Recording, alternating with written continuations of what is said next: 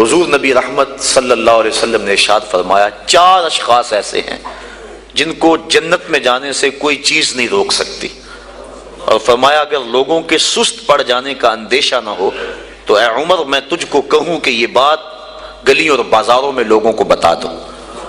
اور پھر حضور نے ان 4 اشخاص کا تذکرہ کیا۔ ایک وہ شخص جو والدین کے ساتھ حسن سلوک کرتا ہے، دوسرا وہ شخص جس کی اولاد زیادہ ہے، ذرائع آمدنی تھوڑے ہیں، لیکن وہ اپنی اولاد کے پیٹ میں لقمہ حرام نہیں جانے دیتا۔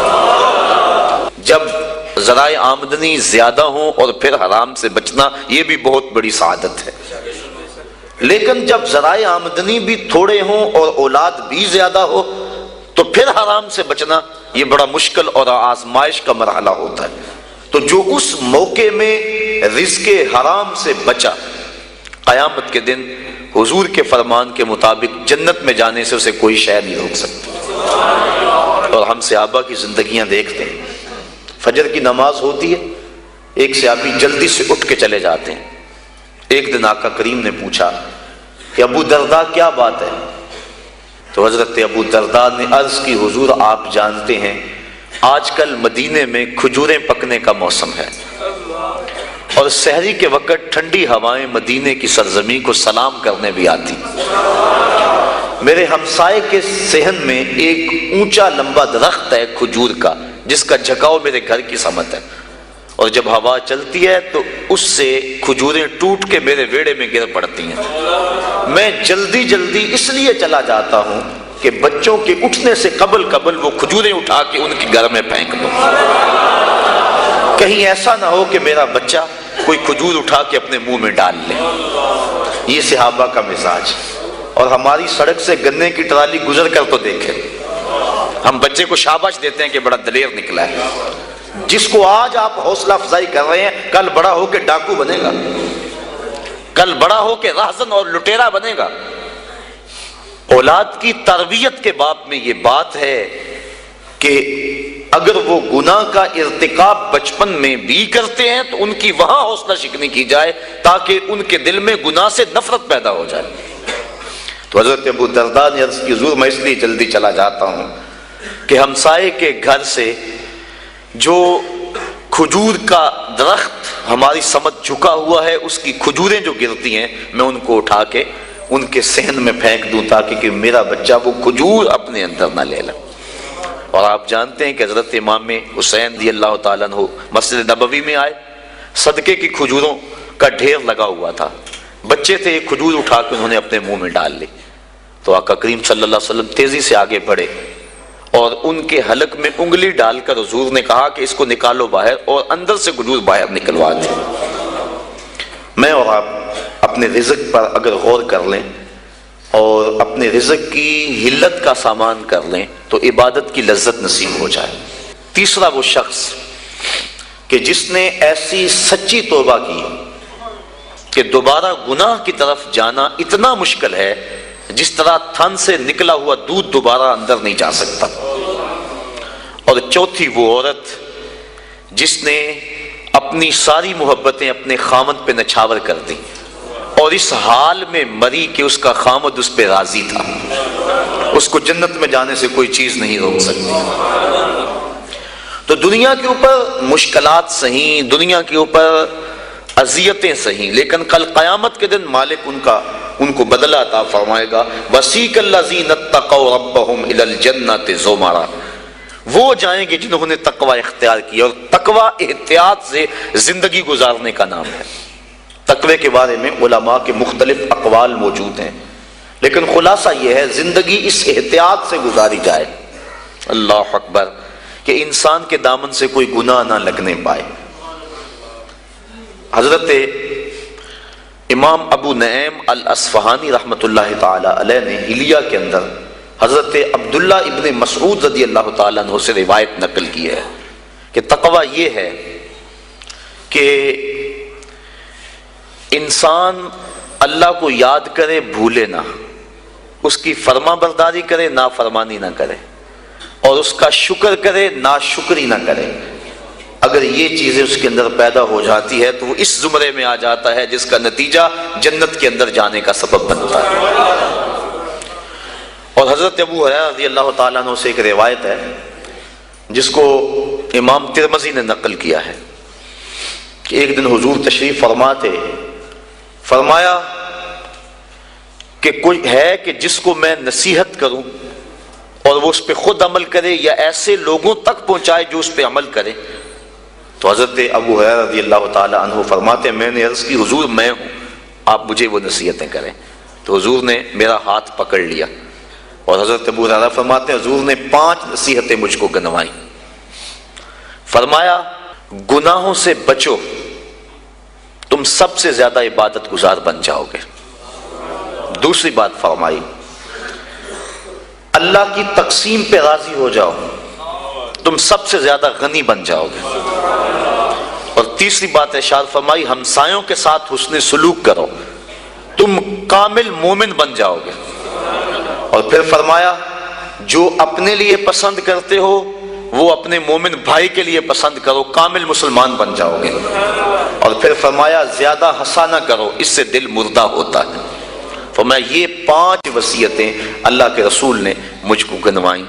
انسان گناہ کو ترک کرے، علماء نے کہا یہ تقویٰ ہے۔ اور حضور نے ان نصیحتوں میں پہلی نصیحت جو ہے وہ گناہ سے بچنے کے بارے میں حکم ارشاد فرمایا کہ گناہ سے بچا جائے۔ نیکی کرنی، اچھائی کرنی بہت بڑی دولت ہے، لیکن گناہ سے بچنا عادت ہے، کیونکہ گناہ کرنے سے اللہ ناراض ہو جاتا ہے، اور تقویٰ اللہ کی ناراضگی سے بچنے کا نام ہے۔ تقوی کے بارے میں علماء کرام نے اور بھی روایات، مختلف اقوال بزرگوں کے بیان کیے ہیں کہ انہوں نے تقوی کی دولت اختیار کر کے اپنے آپ کو جنت کا حقدار بنایا اور اپنی زندگی کا ایک ایک لمحہ اللہ کی رضا کے لیے گزارا۔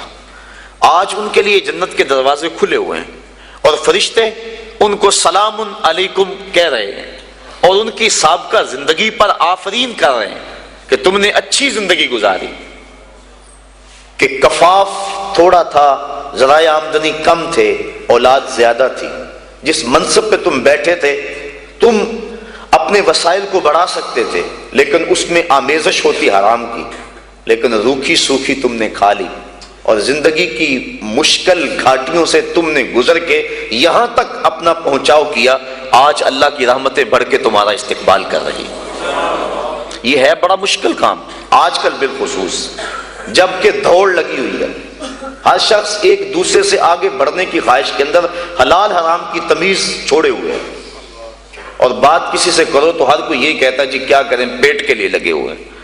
پیٹ تو 2 روٹیاں صبح مانگتا ہے، 2 شام کو مانگتا ہے، 2 دوپہر کو مانگتا ہے۔ پیٹ کا اتنا لمبا چوڑا مطالبہ نہیں ہے، صرف ہم 2 دنی 4 کے چکر میں پڑے ہوئے ہیں۔ جو بندہ جہاں ہے وہاں وہ راضی نہیں ہے۔ اور اس حدیث کا جو دوسرا ٹکڑا ہے، حضور کی جو دوسری نصیحت، اس میں یہ فرمایا گیا اللہ کی تقسیم پہ راضی ہو جاؤ، سب سے بڑے غنی ہو جاؤ گے۔ غنا دل کی بے نیازی کا نام ہے، تو جتنی مرضی دولت اور پھر بھی طلب ہو تو پھر تو انسان اس طلب میں جل رہا ہے، اطمینان مل ہی نہیں رہا۔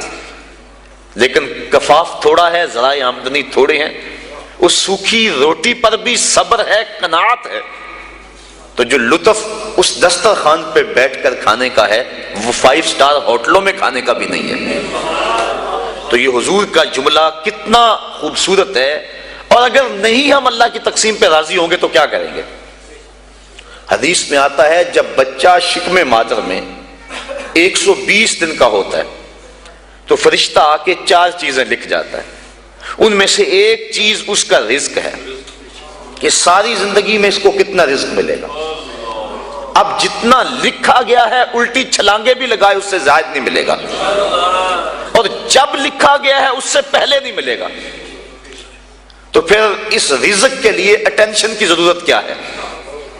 رزق کے لیے کام کرے، محنت کرے۔ شاید میں نے کسی درس قرآن میں اس حوالے سے بات کی تھی، حضرت شیخ سعدی شیرازی فرماتے ہیں کہ ایک شخص جنگل میں گیا، اس نے دیکھا ہے کہ ایک لومڑی ہے جس کے ہاتھ پاؤں ہی نہیں ہے، سوچنے لگا مالک اسے رزق کیسے دیتا ہوگا، تو درخت پہ چڑھ کے بیٹھ گیا تھوڑی دیر کے بعد شیر آیا، اس نے شکار کیا اور پس خوردہ چھوڑ کے چلا گیا۔ وہ رینگتی رینگتی آگے بڑھی اور پس خوردہ کھا کے پیٹ بھر لیا۔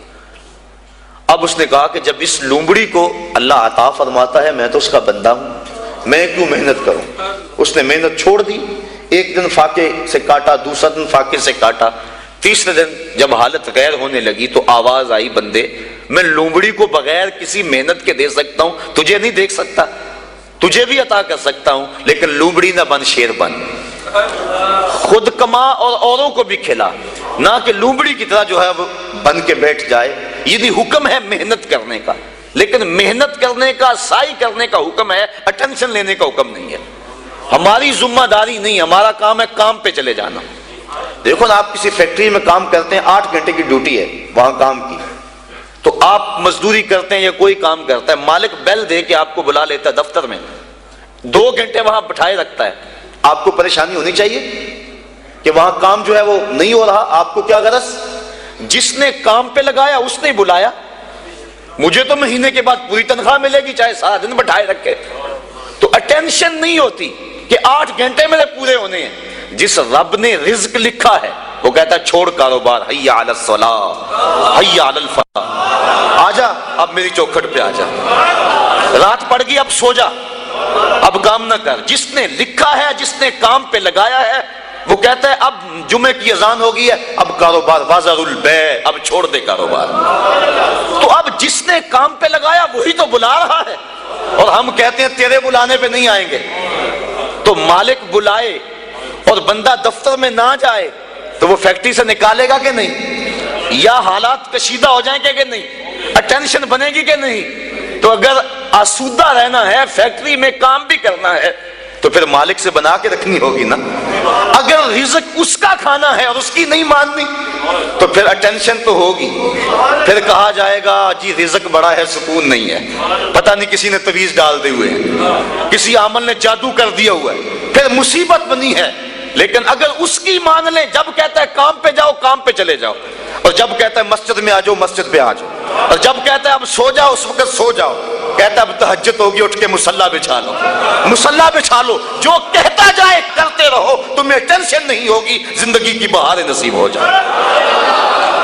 حضور نے ارشاد فرمایا اللہ کی تقسیم پہ راضی ہو جاؤ، اللہ کی تقسیم پہ راضی ہو جاؤ، تم غنی بن جاؤ گے، تم گداگر نہیں رہو گے، تم گداگر نہیں رہو گے، غنی بن جاؤ گے، کروڑ پتی ہو کر بھی کمینے نہیں ہوگے، تمہاری جیب میں کچھ بھی نہیں ہوگا لیکن غنا کی سلطنت کے بادشاہ ہوگے۔ اس کی تقسیم پہ راضی ہو جاؤ۔ اور مجھے واصف علی واصف کا اچانک جملہ یاد آ گیا، اس نے بڑی خوبصورت ایک بات کہی، اس نے کہا اللہ اور اپنی رضا میں فرق کا نام غم ہے۔ اللہ کی رضا میں اور اپنی رضا میں فرق کا نام غم ہے۔ جو اللہ کی رضا ہے بندہ کہتا ہے نہیں یہ نہیں صحیح، تو غم بن گیا۔ تو جب بندہ اللہ کی رضا میں اپنی رضا گم کر لے تو پھر غم نہیں رہتا۔ جے سونا میرے دکھ وچ راضی تے میں سکھ نو چلے ڈاواں، پھر وہ اس حال کے اندر راضی ہو جاتا ہے، ان دکھوں کے اندر اسے لذت آتی ہے۔ وہ کہتا ہے میرا مالک مجھے یہاں رکھنا چاہتا ہے، میں آگے کیوں جاؤں؟ تو جہاں مالک کی مرضی ہے بندہ وہاں رہتا ہے۔ تو آج ہر بندہ ٹینشن میں، ہر بندہ مشکلات میں ہے، ہر بندہ بھاگ رہا ہے، محنت کر رہا ہے۔ میں اس محنت کا انکار نہیں کرتا، یہ بات ذہن میں رکھیں، شریعت میں اس کا انکار نہیں کیا، انسان کو سعی کرنے کا حکم دیا ہے، لیکن اس کے لیے ہمیں ٹینشن لینے کی ضرورت کیا ہے؟ جس طرح بندے کو موت تلاش کرتی ہے، روایات میں آتا ہے، اس طرح بندے کو رزق تلاش کر لیتا ہے۔ تو جو رزق قسمت میں لکھا ہوا ہے وہ بندے کو مل کے رہے گا۔ شیخ سعدی شیرازی فرماتے ہیں ایک بندے نے ایسی ہی کوئی روایات سنی، کہنے لگا جب میں محنت ہی نہیں کروں گا تو مجھے کیسے ملے گا؟ اس نے سب کچھ چھوڑ چھاڑ دیا اور ایک غار میں جا کے بیٹھ گیا، اور غار بھی کوئی تاریخ تھی، وہاں کسی کا گزر بھی نہیں تھا۔ 2 4 5 دن گزر گئے تاکہ بے ہوشی پڑنے لگی۔ ایک قافلہ وہاں سے گزرا، غار میں انہوں نے جھانکا، دیکھا کہ ایک انسان ہے اور ادم ہویا ہے۔ انہوں نے جا کے دیکھا، غور کیا، یہ تو بھوک سے مر رہا ہے۔ انہوں نے کھانا لا کے اس کے سامنے رکھا، اس نے انکار کر دیا۔ اس نے کہا جب میں کچھ نہیں کروں گا تو وہ کیسے دے گا؟ انہوں نے کھانا بھی پیش کیا، اس نے انکار کر دیا۔ وہ بولنے کی سکت بھی نہیں ہے، یہ سمجھے کہ بیچارہ بہت زیادہ بیمار ہے۔ اور یہ کھانا کھانے کی سکت بھی نہیں ہے، کوئی نرم چیز بناؤ اس کے لیے، کوئی دلیا وغیرہ، کوئی ایسی چیز اس کے لیے انہوں نے تیار کی وہاں قافلے والوں نے، اور جا کے اس کو پیش کی، اس نے پھر بھی سر پھیر دیا، کہا بیچارہ اتنا مجبور ہے کہ یہ بھی نہیں کھایا جاتا۔ انہوں نے زبردستی جو وہ چمچ میں ڈال کے اس کے منہ کے قریب کی، اس نے دانت بند کر لیے زور سے، کہ جب میں ہی نہیں کچھ کروں گا تو کیسے میرے مقدر کا میرے پیٹ میں پہنچے گا، یہ دل میں تھا، اور زور سے دانت بند کر دیے۔ شیخ سعدی شیرازی فرماتے ہیں کہ انہوں نے چمچی کے ایک کونے کو نا اس کے دانت میں جہاں سوراخ ملا وہاں ڈال کر تو زور سے انہوں نے کھولا منہ کو اور اندر حلوہ ڈالا، اور جب منہ کے اندر حلوہ گیا تو اس کو ہنسی آ گئی، کہا مالک جو میرے مقدر کا ہے وہ مجھے مل کے رہے۔ تو یہ کہاوتیں بزرگوں نے جو بیان کی ہیں ہماری زندگی کو آسودہ بنانے کے لیے کی ہیں۔ ہم اپنے مقدر میں جو پاتے ہیں، میرے مقدر میں یا آپ کے مقدر میں جو لکھا ہوا ہے، یہ پکی بات ہے، اس سے زائد تو نہیں مل سکتا۔ اب اس کو حاصل کرنے کے لیے ہم حرام ذرائع کیوں اختیار کریں؟ ہم کام پہ جائیں درود پڑھتے ہوئے، ہم کام پہ جا رہے ہیں، کہاں سے آئے گا، کیا ہوگا، کیا، اس کی ٹینشن کیا؟ ہم کام پہ جا رہے ہیں اور نبی پہ درود پڑھ رہے ہیں، بس ہم کام پہ جا رہے ہیں استغفر اللہ پڑھ رہے ہیں، اللہ رزق دے گا۔ سورہ نوح اٹھا کے دیکھیے، فَقُلْتُ اسْتَغْفِرُوا رَبَّكُمْ إِنَّهُ كَانَ غَفَّارًا، تو میں نے کہا اپنے رب سے معافی مانگو، استغفار کرو، بے شک وہ معاف فرمانے والا ہے۔ پھر کیا ہوگا؟ یرسل السماء علیکم مدرارا، وہ آسمان سے موسلادھار بارش بھیجے گا، وَيُمْدِدْكُمْ بِأَمْوَالٍ وَبَنِينَ، تم کو مال بھی دے گا، بیٹے بھی دے گا، وَيَجْعَلْ لَكُمْ جَنَّاتٍ، اور وہ تمہارے لیے جنتیں اور باغ بنا دے گا، وَيَجْعَلْ لَكُمْ أَنْهَارًا، اور تمہارے لیے نہریں جاری کر دے گا۔ اللہ اکبر، مَا لَكُمْ لَا تَرْجُونَ لِلَّهِ وَقَارًا، آگے فرمایا کیا ہو گیا، تمہاری نظر میں اللہ کا وقار نہیں رہا؟ یعنی جس سے مانگنا ہے اس سے مانگ نہیں رہے، اور جو دیتا نہیں اس کے سامنے ہاتھ پھیلا رہے ہو۔ جب سحری کا وقت ہوتا ہے نا، سحری کا وقت، تو اللہ کی رحمتیں قریب آ جاتی، حدیث میں آتا ہے، آواز آتی ہے، حل میں مسترزقن، کوئی رزق مانگنے والا ہے میں اس کی جھولی بھر دوں، حل میں مستغفرن، کوئی بخشش مانگنے والا ہے میں اس کے گناہ معاف کر دوں۔ تو اس وقت اللہ کی رحمتیں آواز دے رہی ہوتی ہیں کہ کوئی رزق مانگنے والا ہو تو میں اس کی جھولی بھر دوں، میں اس کی جھولی بھر دوں۔ اور پھر کیا ہوتا ہے؟ جب وہ کہہ رہا ہوتا ہے اس وقت ہم سو رہے ہوتے ہیں، جب آواز آ رہی ہوتی ہے، تمہیں ٹینشن ہے، بیٹی کی شادی کرنی ہے، مسئلہ ہے، جہیز نہ دیا تو بیٹی کو تانے ملیں گے، مسئلے تو ہیں اس دور میں، اس کا انکار تو نہیں ہے، دن رات جو دوڑ لگی ہے اس کے سبب بھی ہیں۔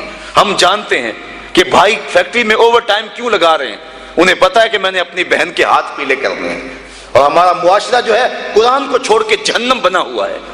آج بیٹے والا مطالبہ کرتا ہے کہ جو ہے مجھے یہ دیا جائے، مصیبت تو بنی ہوئی ہے، لیکن اب کیا کیا جائے، اس کے لیے ٹینشن موجود ہے، لیکن ہم ذرائع استعمال کرتے ہیں، اس کے لیے محنت کرتے ہیں، کوشش کرتے ہیں، لیکن جو دینے والا ہے جب وہ پکار رہا ہے اس وقت کیوں سوئے ہوئے ہیں؟ وہ کہتا ہے کوئی رزق مانگنے والا ہے تو جھولی پھیلائے، میں اس کی جھولیاں بھر دوں گا۔ اللہ اکبر۔ تو اللہ کے حضور جب بندہ طلب کرتا ہے تو اللہ تعالیٰ بندوں کے اٹھے ہوئے ہاتھوں میں اپنی رحمتوں کی برسات کر دیتا ہے۔ تو بات کہاں سے کہاں نکل گئی کہ انسان کو اگر اللہ کی تقسیم پہ رضا نصیب ہو جائے تو پھر وہ سب سے بڑا، حضور نے فرمایا، غنی بن جائے گا، اس کے لیے زندگی کی مشکل ختم ہو جائے گی، ورنہ کروڑوں اربوں کھربوں روپے بھی ہوں لیکن اس کو تسکین قلب نصیب نہیں ہوگی، اور جب بندہ اللہ کی رضا پہ راضی ہوگا بس اس کو زندگی میں بہاریں نصیب ہو جائیں گے۔ میں اچھی طرح جانتا ہوں ایک شخص کو، ہمارا پیر بھائی بھی ہے، وہ بہت اعلیٰ عہدے پہ براجمان تھا وہ، لیکن اس محکمے میں حالات ایسے تھے، وہ ایسے چکر میں آ گیا کہ اس کو وہ کام چھوڑنا پڑا۔ اب وہ لوہے کی ڈھلائی والی بھٹی پہ کام کرتا ہے اور تقریباً 20-25 کلومیٹر کے قریب فاصلہ ہے جو سائیکل پہ آتا جاتا ہے۔ تو میں نے ایک دن اسے پوچھا، میں نے کہا کہ اچھی ٹھاٹ باٹ کی نوکری تھی اور آپ نے چھوڑ کے اس کو اختیار کر لیا، اب صبح جاتے ہو، آج کل سردیاں بھی ہیں، نہر کا کنارہ ہے جہاں چل کے اسے جانا پڑتا ہے، تو مشکل تو بڑی ہوتی ہوگی۔ کہنے لگا اس میں اللہ نے میرے لیے لذتیں ہی بڑی رکھ دی، اور اللہ تعالیٰ اس کو زندگی عطا فرمائے۔ انسان جب اللہ کی رضا کے لیے کسی کام کا آغاز کرتا ہے اور گناہ کو چھوڑتا ہے، اللہ اس کے نیک کام کے اندر برکت ڈال دیتا ہے۔ کثرت اور چیز ہے، برکت اور چیز ہے۔ بہت سارے لوگ ہیں کثرت رکھتے ہیں لیکن برکت نہیں رکھتے، اور بہت سارے لوگ ہیں برکت کی دولت سے مالا مال ہیں، اور برکت تھوڑے میں پڑ جائے تو برکت جب مالک ڈال دے تو پھر بندے کے لیے پریشانی ختم ہو جاتی ہے۔ اور آج ہمارے کٹھن حالات پیدا ہوئے، یہ کیوں ہوئے ہیں؟ اس کی ایک اور وجہ ہے جو آپ کے سامنے عرض کرنا چاہتا ہوں۔ امام خبیری نے اس روایت کو نقل کیا، حضور فرمایا سیاتی زمان علی امتی یفرون من العلماء والفقہاء فیبتلیہم بثلاث، میری امت پہ ایک وقت آئے گا کہ لوگ علماء اور فقہاء کی صحبت سے دور بھاگنا شروع ہو جائیں گے۔ فَيَبْتَلِيهِمْ بِثَلَاثٍ، تو اللہ تعالیٰ ان کو 3 طرح سے آزمائے گا۔ جب لوگوں کی حالت یہ ہوگی کہ اچھے لوگوں کی سنگت صحبت اختیار کرنا چھوڑ دیں گے، 3 آزمائشیں ان پہ نازل ہوں گی۔ پہلی آزمائش یہی، جس کے لیے آج کے مضمون کا سارا رخ ہی مڑ گیا، لیکن چلو یہ بھی ضروری باتیں میں آپ کی گوش گزار کر رہا ہوں۔ یرفع البرکۃ من کسبہم، پہلی بات یہی کہ ان کے کسب سے، کاروبار سے، مال سے برکت اٹھا لی جائے گی۔ پہلی نحوست علماء کی صحبت سے دور بھاگنے کی وجہ سے ان کو جو ملے گی۔ دوسری نحوست، ان کے اوپر ظالم حکمران مسلط کر دیے جائیں گے۔ اور تیسری نحوست اور بڑی خطرناک، وَيَخْرُجُونَ مِنَ الدُّنْيَا بِغَيْرِ الْإِيمَانِ، اور دنیا سے بغیر ایمان کے اٹھ جانے کا اندیشہ ہو۔ اور آج دیکھ لیں، یہ بات بھی درست ہے کہ آج وہ علماء کم ہیں جن علماء کی صحبت میں بیٹھ کے اللہ کا قرب ملتا ہے۔ میں جوہر آباد میں گفتگو کر رہا تھا تو وہ بات کو گفتگو تھی، تو ایک وکیل صاحب کہنے لگے کہ آپ جو بات کر رہے ہیں ہم اس بات کو تسلیم کر رہے ہیں، لیکن ان علماء کو کہاں سے ڈھونڈیں جن کی صحبت غنیمت ہوتی ہے اور جن کے دم سے انسان کو اللہ کا قرب ملتا ہے؟ آج تو گداگر اور دکاندار ہمیں مل رہے ہیں۔ تو میں انہیں اسے 2 لفظی جواب دیا، میں نے کہا تمہیں پتا ہے مٹھائی کس دکان سے اچھی ملتی ہے، کپڑا کس دکان سے اچھا ملتا ہے؟ سارا شہر چھوڑ کے وہاں جاتے ہو کہ نہیں؟ یہی نہیں پتا کہ دین اچھا کہاں سے ملتا ہے۔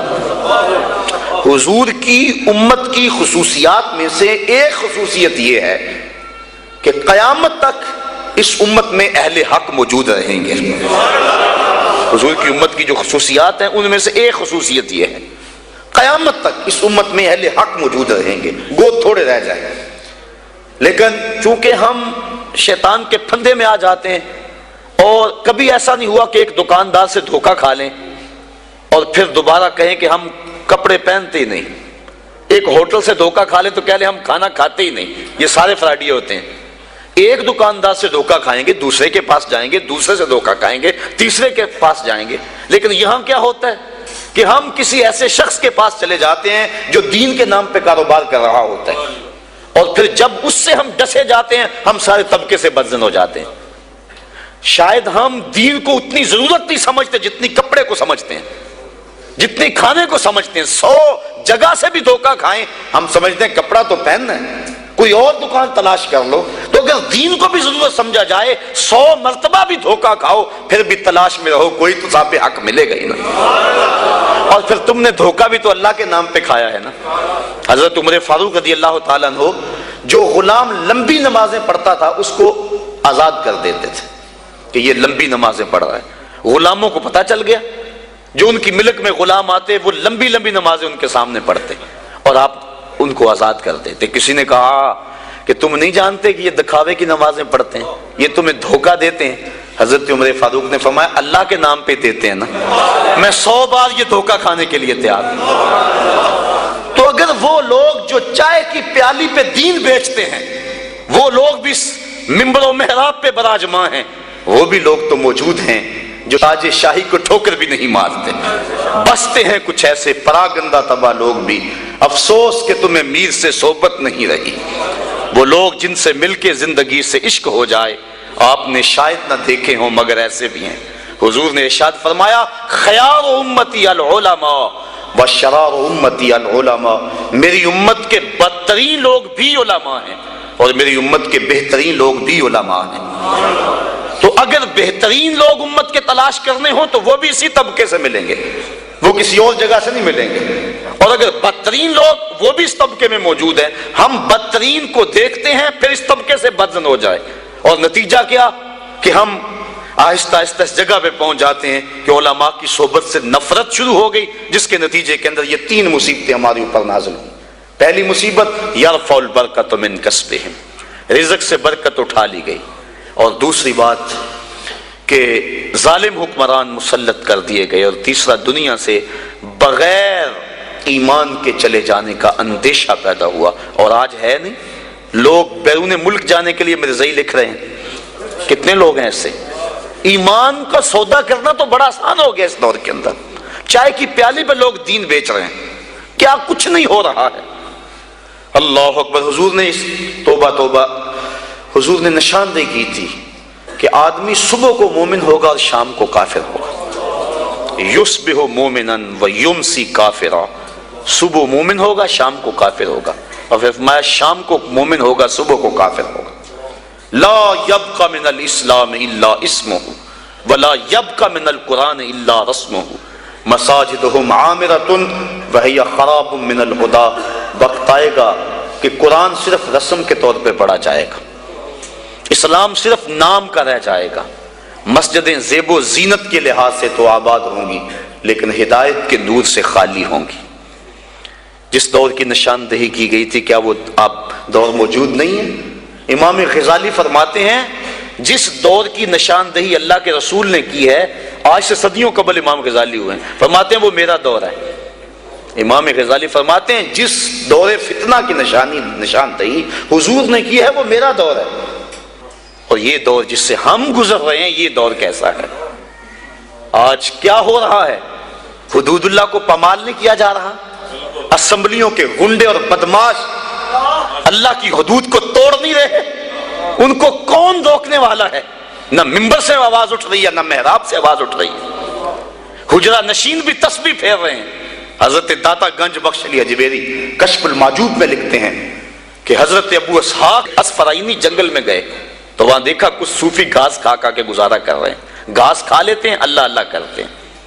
تو امام ابو اسحاق اسفرائینی جلال میں آگے فرمایا آکلۃ الحشیش ہا ہونا انتم وامت محمد فی الفتن، تم یہاں گھاس کھاتے پھرتے ہو اور نبی کی امت فتنے میں مبتلا ہے۔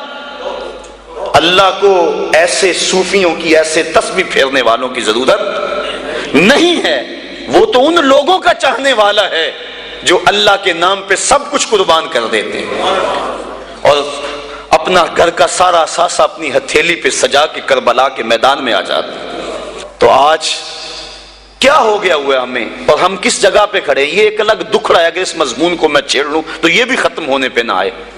آج امت جس مشکل حالات میں کھڑی ہے اور پوری دنیا کے مسلمان جہاں کھڑے ہیں، آج کسی سے مخفی نہیں، اور ہمارے حکمران کیا کر رہے ہیں، اور جو ذمہ دار لوگ ہیں جن کو اسلام کے نام پہ ہم نے ووٹ دیے تھے اور اسمبلیوں میں بٹھایا تھا کہ تم اسلام کی آواز کو دبنے نہیں دینا، وہ کیا کر رہے ہیں کس سے بھی مخفی نہیں ہے۔ الفاظ کے پردے میں جن سے مخاطب ہوں وہ جان گئے ہوں گے کیوں نام لیا جائے۔ سب کو پتا ہے کہ آج کیا ہو رہا ہے اور کیسی سودے بازی ہو رہی ہے، اور لوگ دین کو بیچ رہے ہیں، سرے ممبر بیچ رہے ہیں، اپنا دین ایمان بیچا جا رہا ہے۔ تو یہ قرب قیامت کی نشانیاں ہیں۔ تو آج وہی بچے گا جو اللہ کی کتاب قرآن مجید کے ساتھ لگ جائے گا۔ اچھے لوگ تلاش کرے، ضرورت ہے ہماری تلاش کرنا۔ اگر اچھے لوگ کم ہو گئے تو ہم کہتے ہیں چلو نہیں تو نہ صحیح، یہ ہم کیسے کہہ سکتے ہیں جبکہ ہماری ضرورت ہے؟ ہم جگہ جگہ سے ڈنک کھائیں، جگہ جگہ سے ڈسے جائیں، ان اچھے لوگوں تک پہنچنے کی کوشش کریں۔ یہ دنیا چکی ہے اور اس کے دو پڑوں کے نیچے جو بھی آ گیا وہ کچلا جائے گا، بچے گا وہی جو کلی کے ساتھ لگ کے رہے گا۔ تو ہم نے اس کلی کو تلاش کرنا ہے، وہ کہاں ہے؟ ہم کہتے ہیں کوئی بات نہیں، ہم کیا کریں جی، نہیں، قیامت کے دن پوچھ کاروبار کا پتہ ہے ہمیں، کہاں نفع ہے کہاں نقصان ہے، کہاں سودا دینا ہے کہاں نہیں دینا ہے۔ کہاں کس منڈی سے 2 نمبر مال ملتا ہے، کہاں سے 1 نمبر مال ملتا ہے، ہمیں سب پتا ہے، دنیا کا سارا شعور اور فہم و ادراک ہم رکھتے ہیں، اور یہاں آ کر ہم بولے بن جاتے ہیں جی ہمیں کیا کریں، ہمیں تو کوئی صحیح ملا ہی نہیں گا، تم ڈھونڈو تو صحیح۔ ایسے لوگوں کو تلاش تو کرو، در در کی خاک تو چھانو، ایک دن وہ ملیں گے جن کے ملنے سے زندگی پیاری لگنے لگ جائے گی، جن کی قربت میں بیٹھ کے اللہ یاد آئے گا، اور جن کی صحبت تمہیں مالک کے قریب کر دے گی اور تم گناہوں سے خود بخود نفرت کرنے لگ جاؤ۔ تو ایسے لوگوں کو تلاش کریں، ایسے لوگوں کی قربت میں بیٹھیں۔ تو مضمون اور سمجھ چلا گیا، اور یہ باتیں ضروری بھی تھیں۔ بہرحال وسیق الذین اتقوا ربهم الی الجنۃ زمرا، وہ لوگ جنہوں نے تقوی اختیار کیا وہ جنت کی طرف جو ہے وہ گروہوں کی شکل میں جائیں گے۔ یہ کون لوگ؟ جنہوں نے تقوی اختیار کیا۔ اللہ اکبر۔ اور تقوی کیا ہے؟ گناہوں سے قلبی نفرت کا نام ہے۔ حضرت شیخ جہانگیر سمنانی رحمۃ اللہ تعالی علیہ فرماتے ہیں، آپ فرماتے ہیں تقوی یہ ہے کہ نیکی کرنے کے باوجود بھی ڈرتا رہے، پتہ نہیں میری نیکی بھی قبول ہوئی ہے کہ نہیں، یہ تقوی ہے۔ حضرت علی المرتضیٰ فرماتے ہیں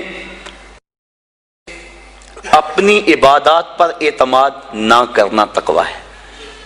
اور حضرت عمر فاروق کا عمل ہمارے سامنے موجود ہے کہ عید کے دن رو رہے تھے، چھوٹی عید کے دن۔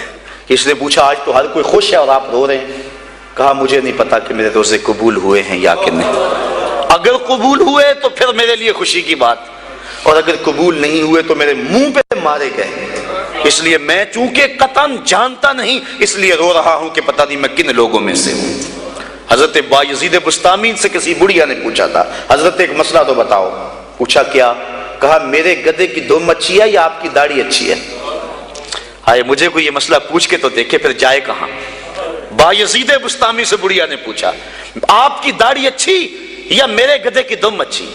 ناراض نہیں ہوئے، بگڑے نہیں، آنکھوں سے آنسو ڈھلنے لگے۔ کہا تیرے سوال کا جواب فی الحال میرے پاس نہیں ہے، جب میں مر جاؤں گا تو پھر میرے پاس جواب ہوگا، پھر تو مجھے کیسے مل پائے گی۔ بایزید بستامی کا انتقال ہو گیا، بڑھیا کے خواب میں آئے۔ کہا حضرت میرا سوال اسی جگہ پہ کھڑا ہے۔ کہا اللہ کا شکر ہے میری داڑھی تیرے گدھے کی دم سے ہزاروں درجے بہتر ہے، چونکہ میرا خاتمہ ایمان پہ ہو گیا۔ تو جب تک یقین نہیں ہو جاتا کہ میں کن لوگوں میں ہوں اتنی دیر تک یہ ظاہر انسان کا اندر بے چین رہتا ہے۔ بڑے سخت معاملے ہیں آخرت کے۔ آج ہمیں نعت خواں بھی کہہ رہے ہیں کہ مجھے دیکھ کے جہنم کو پسینہ آئے، یہ تو منہ میں طوطی بولتا ہے، جو مرضی کہتا پھرے، یہ تو کل قیامت کے دن پتا چلے گا کہ پسینہ کس کو آتا ہے۔ رسول کریم بھی جس جہنم سے پناہ مانگے، کبھی جنت کا تمسخر اڑایا جاتا ہے، ہو رہے تو کیڑی جنت کا کرنا ہے تذکرہ، اسی جنت کا جس کو رسول اللہ ہاتھ اٹھا کے مانگتے رہے، اسی جنت کا تذکرہ کر رہے ہیں جس کے لیے حضور کا اشتیاق تھا، اسی جنت کی آرزو کر رہے ہیں جس کے لیے حضور نے فرمایا جب اللہ سے مانگو تو جنت فردوس مانگو۔ تو آج دلیری دی جا رہی ہے، آج پیر بیعت کرنے کے بعد جنت کا پرمٹ دے دیتا ہے۔ آؤ میں پیروں کے پیر کی کہانی سناؤں آپ کو۔ حضرت شیخ سعدی شیرازی فرماتے ہیں کہ ایک بندہ مطاف میں کنکروں کے اوپر پیشانی رکھ کے زاروں کے تار ہو رہا ہے، اور کیا کہتا ہے؟ اے اللہ مجھے معاف کر دے، نہیں تو قیامت کے دن اندھا اٹھانا، میں تیرا کیا تیرے بندوں کا سامنا بھی نہیں کر سکتا۔ اتنے درد سے روتا ہے کہ لوگ اپنی دعائیں چھوڑ کے اس کے لیے دعا کرتے ہیں۔ جن لوگوں نے حج کیا یا عمرہ کیا انہیں اس کا تجربہ ہوگا۔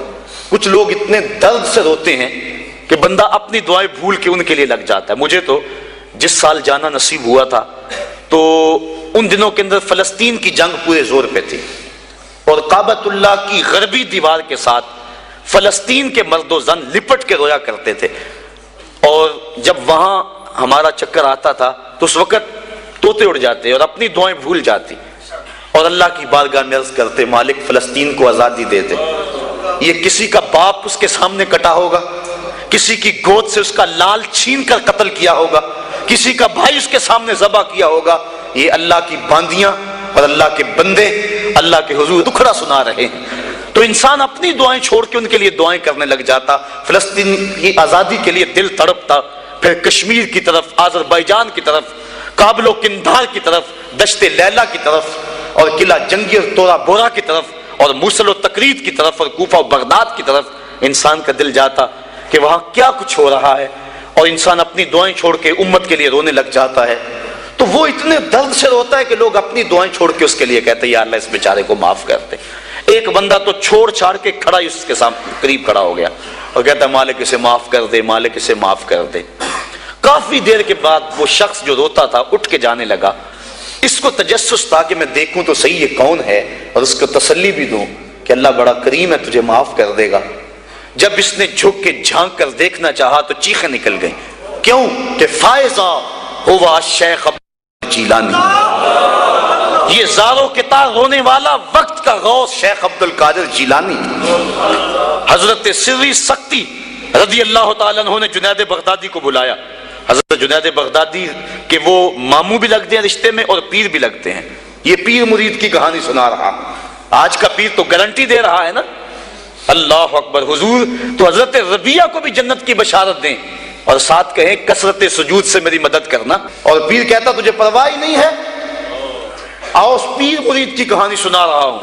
حضرت جنید بغدادی فرماتے ہیں میرے ماموں نے تنہائی میں مجھے بلایا اور مجھے وصیتیں کی۔ جب ایک وصیت کی تو میرے پاؤں تلے سے زمین نکل گئی۔ کہنے لگے بیٹا جب میں مر جاؤں تو میری قبر بغداد سے باہر بنانا۔ میں نے پوچھا حضور کیوں؟ فرمانے لگے میری بدعمالیوں کی وجہ سے کہیں بغداد کی مٹی میری لاش کو قبول کرنے سے انکار نہ کر دے اور میں لوگوں کے سامنے رسوا نہ ہو جاؤں۔ یہ ہیں وہ لوگ تتجافا جنوبہم عن المضاجع، جن کی کروٹیں بستروں سے الگ رہتی ہیں، اللہ کو خوف اور طمع میں پکارتے ہیں، لیکن زندگی کا ایک ایک لمحہ تقوی سے عبارت ہے۔ دنیا میں تکلیفیں سہی۔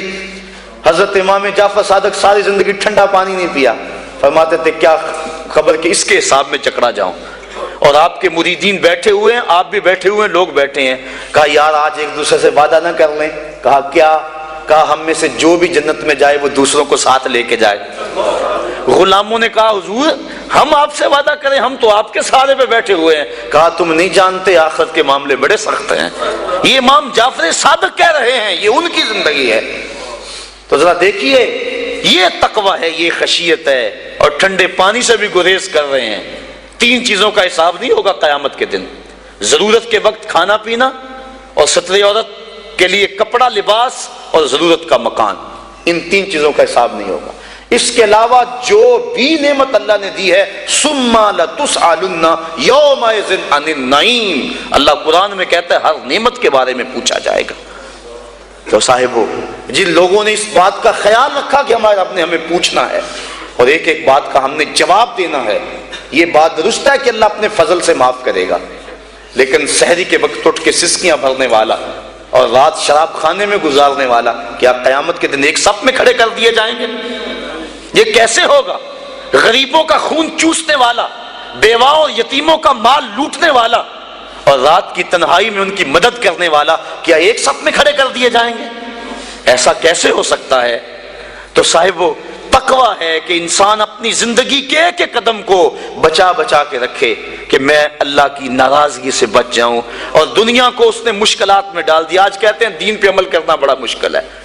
جو بندہ دین پہ عمل کرنا چاہتا ہے اللہ قرآن میں سورۃ الاعلیٰ میں فرماتا ہے مشکل نہیں، ہم اس کے لیے آسان بنا دیتے ہیں۔ چلو لوگوں کے لیے مشکل ہی صحیح، لیکن اس نے مشکل میں یہ زندگی کاٹ لی، اور دنیا ہے بھی، اور دنیا سجن المومن، مومن کے لیے ہے بھی قید خانہ، لیکن جب قید سے چھوٹا پھر کیا ہوا؟ اللہ کی رحمتیں بڑھ کے اس کا استقبال کر رہی ہیں۔ پھر گروہوں کے اندر وہ جنت میں جائیں گے اور فرشتے کہیں گے سلام ہو تمہیں کہ تم نے زندگی اچھے ڈھب سے گزاری ہے، اب جنت میں آ جاؤ، تم اس جنت سے کوئی نکالنے والا نہیں ہے۔ اور وہ کہیں گے اللہ تیری تعریفیں اور تیری خوبیاں، تو نے جو وعدہ کیا تھا آج واقعی تو نے سچا کر دکھایا ہے۔ اور پھر جنت میں ان کو گوناگو نعمتیں دی جائیں گی، اور جنت میں مائے معین ہوگا، حوض کوثر ہوگا، سلسبیل ہوگا۔ کبھی وہ حوروں سے جام پیئیں گے، کبھی وہ غلمانوں سے جام پیئیں گے، لذت تو بڑی ہوگی، لیکن ایک لذت کی کہانی اللہ نے قرآن میں سنائی، ہمیں ایک وقت ایسا بھی پھر آئے گا وَسَقَاهُمْ رَبُّهُمْ شَرَابًا طَهُورًا، ان کا رب انہیں خود شراب طہور پلائے گا کہ تم نے میرے لیے چھوڑا، دنیا کی شراب تو نہیں پی لو، میرے دستے قدرت سے شراب پیو۔ تو وَسَقَاهُمْ رَبُّهُمْ، نہ حوروں کے ہاتھوں سے، نہ غلمانوں کے ہاتھوں سے، نہ کسی اور کے ہاتھوں سے، وَسَقَاهُمْ رَبُّهُمْ۔ پھر دنیا کی تکلیفیں یاد رہیں گی جب مالک شراب طہور پلا رہا ہوگا، تو یہ ہے زندگی. اپنی زندگی کو اس ڈھب سے گزاریں کہ آخرت کی زندگی بہتر ہو جائے جو نہ ختم ہونے والی ہے. کار ما آخر شدو آخر زما کار نشد مشتخا کے ما غبارے کوچائے یار نشد و آخر دعوانا ان الحمدللہ رب العالمین.